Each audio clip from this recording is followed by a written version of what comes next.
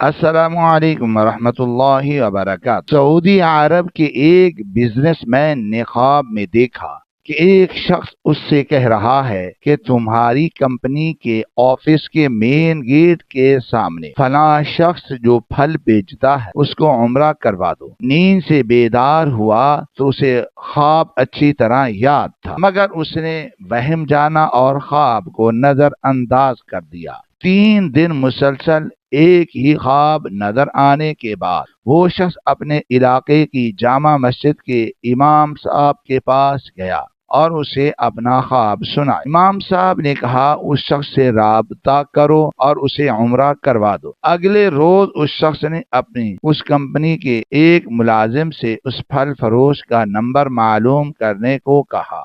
Business man نے phone پر اس پھل فروش سے رابطہ کیا اور کہا کہ مجھے خواب میں کہا گیا ہے کہ میں تمہیں عمرہ کراؤں، لہذا میں اس نیک کام کی تکمیل کرنا چاہتا ہوں۔ پھل فروش زور سے ہنسا اور کہنے لگا، کیا بات کرتے ہو بھائی، میں نے تو مدت ہوئے کبھی فرض نماز بھی ادا نہیں اور بعض اوقات تو میں شراب بھی پیتا ہوں، تم کہتے ہو کہ تم مجھے عمرہ کروانا چاہتے ہو۔ بزنس مین اصرار کرنے لگا اور اسے سمجھایا کہ میرے بھائی، میں تمہیں عمرہ کروانا چاہتا ہوں، سارا خرچ میرا ہو۔ خاصی بحث اور تمہید کے بعد آدمی اس شرط پر رضامند ہوا کہ ٹھیک ہے، میں تمہارے ساتھ عمرہ کروں گا، مگر تم مجھے واپس ریاض میرے گھر لے کر آؤ اور تمام تر اخراجات تمہارے ہی ذمہ ہوں گے۔ وقت مقررہ پر جب وہ ایک دوسرے کو ملے تو بزنس مین نے دیکھا وہ واقعی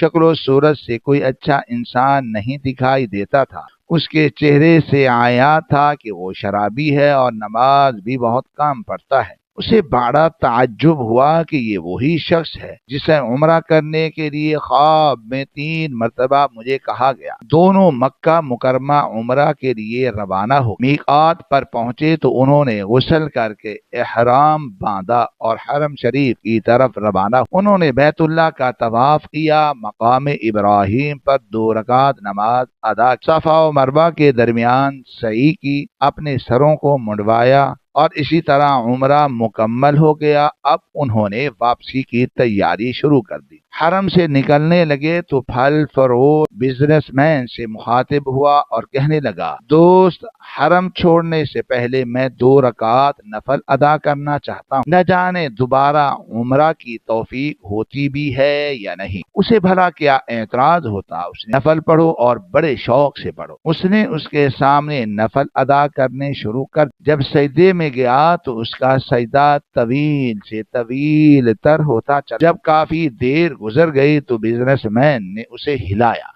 جب کوئی حرکت نہ ہوئی تو اس پر انکشاف ہو کہ پھل فروش کی روح سجدہ کی حالت میں پرواز کر چکی۔ پھل فروش کی موت پر اسے بڑا رشک آیا اور وہ رو پڑا کہ یہ تو حسن خاتمہ ہے، کاش ایسی موت میرے نصیب، ایسی موت تو ہر کسی کو نصیب ہو۔ وہ اپنے آپ سے ہی یہ باتیں کر رہا تھا، اس خوش قسمت انسان کو غسل دیا گیا اور احرام پہنا کر حرم میں ہی اس کی نماز جنازہ ادا کی۔ ہزاروں فرزندان اسلام نے اس کا نماز جنازہ پڑھا اور اس کی مغفرت کے لیے دعا کی۔ اس دوران اس کی وفات کی اطلاع ریاض اس کے گھر والوں کو دی جا چکی تھی۔ بزنس مین نے اپنے وعدے کے مطابق اس کی میت کو ریاض پہنچا دیا، جہاں اسے دفن کر دیا گیا۔ بزنس مین نے پھل فروش کی بیوہ سے تعزیت کرنے کے بعد کہا، میں جاننا چاہتا ہوں کہ تمہارے شوہر کی ایسی کون سی عادت یا نیکی کا انجام اس قدر عمدہ ہوا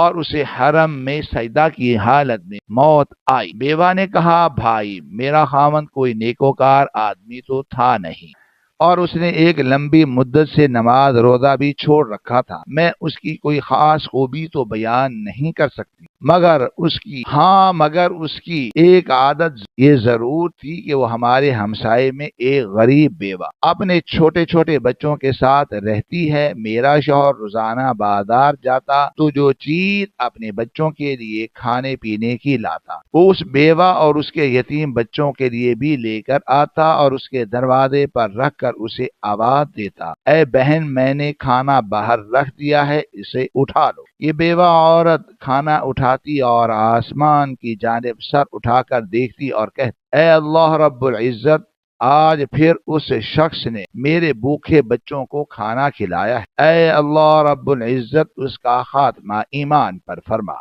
میرے محترم و مکرم قائرین کرام، حاصل کرام یہ ہے، زندگی تو جیسے تیسے برحال گزر ہی جانی ہے، لیکن جس قدر ممکن ہو اپنی اپنی استطاعت کے مطابق لوگوں کی مدد کرتے رہا کیجیے، کیونکہ ایک حدیث کا مفہوم بھی ہے کہ کسی کی گئی بھلائی بری موت سے بچاتی ہے۔ اللہ تعالی مجھ گناہگار و سیاہ کار سمیت ہم تمام مسلمانان عالم کو ہر طرح کی برائیوں سے اپنی پناہ میں محفوظ فرما کر اپنے مسکین و یتیم اور بیوہ اور ہر ضرورت مند کی ریاکاری سے پاک امداد سعادت فرماتے ہوئے عین صراط مستقیم پر چلنے کی کامل توفیق عطا فرمائے اور ہم سب کا خاتمہ ٹھیک اسی طرح بالخیر فرمائے، آمین ثم آمین یا رب العالمین۔